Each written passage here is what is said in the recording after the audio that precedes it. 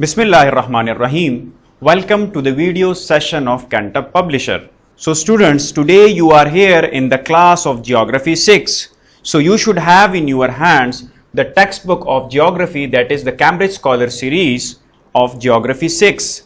And you should have in your hands the summer pack of grade 6. In addition to that, we have uploaded our resource packs for the guidance of principals, teachers and parents. So dear students, today we are in the third lecture of chapter number 5, that is major land features. So our today's student learning outcome is to describe types of plateaus according to their mode of formation. So first of all, we will discuss the type of plateaus.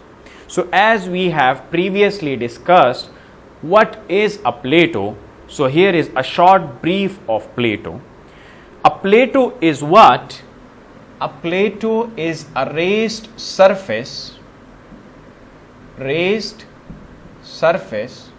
किस चीज का? जमीन का, जो कि this is the sea level. So sea level से ऊंचाई पे जो फ्लैट सरफेस होता है उसको हम क्या कहते हैं? उसको हम कहते हैं plateau. So the types of plateaus. So plateaus all over the world do not look like the same. Their outlook is determined by their location. So based on this geological occurrence, plateaus को हमने 3 categories में divide किया है. So number first is intermontane plateau, the second is Piedmont plateau and the third is continental plateau. So first of all we will discuss the intermontane plateau. So उस प्लेटो को इंटरमोंटेन प्लेटो कहा जाता है जो कि 2 माउंटेन रेंज के बीच में हो.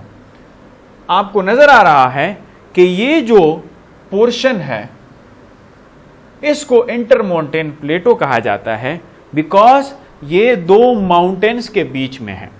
सो जैसे मैंने पिछले लेक्चर्स में आपको बताया था कि माउंटेन उस रेस्ड फीचर को कहते हैं जमीन का जो कम से कम 600 मीटर हाई हो.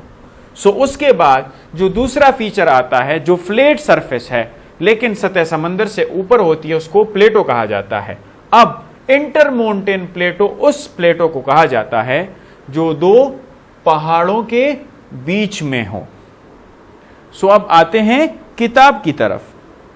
सो intermontane plateaus are the plateaus that are not located outside the mountain system.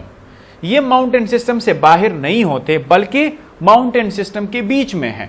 Rather they occur between the mountains of greater height. जिस तरह मैंने आपको पिछले स्लाइड में बताया कि this is the mountain and then there is a flat surface and again there is a mountain. So उस flat surface को इंटरमोंटेन प्लेटो कहा जाता है जो 2 माउंटेन्स के बीच में हो. So during the process of mountain formation some uneven surfaces are formed between them which do not gain height like a mountain and are not a plain either. So पहाड़ों के बीच में कुछ ऐसे surfaces होते हैं जो उतनी हाइट नहीं गेन करते जितने एक माउंटेन गेन कर लेता है. So उस फ्लैट सरफेस को हम इंटरमोंटेन प्लेटो कहते हैं. Their structure comes in the category of plateaus. So they are intermountain. इसको intermountain भी कहते हैं because they are in between the mountains. So the Devsai plains of the Pakistan are an example of intermontane plateau because ये आपके पास mountain range के बीच में है. That is why it is an intermontane plateau. Devsai region is an intermontane plateau south of Skardu. It is formed between the mountains of Karakoram. So Karakoram range के बीच में जो आपको प्लेटो मिलता है that is intermontane plateau. The next one is piedmont plateau. So यहां पर आपको नजर आ रहा है कि पीडमोंट प्लेटो उस प्लेटो को कहा जाता है जो सतह समंदर के करीब हो.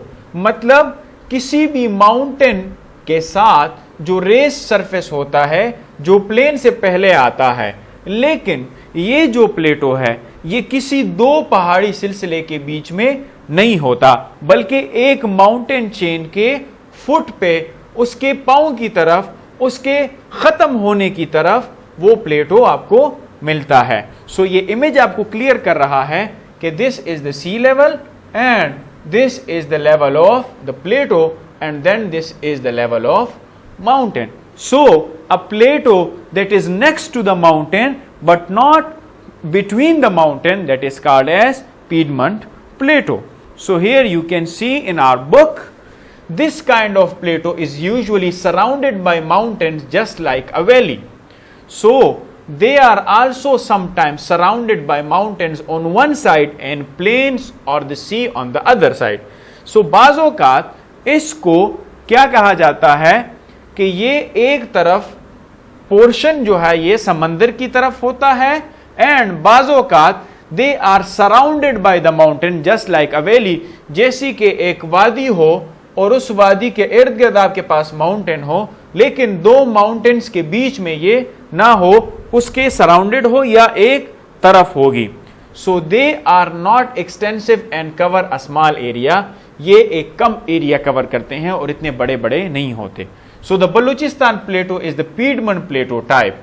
On its west there are Suleiman mountains and on the south there is Indian Ocean.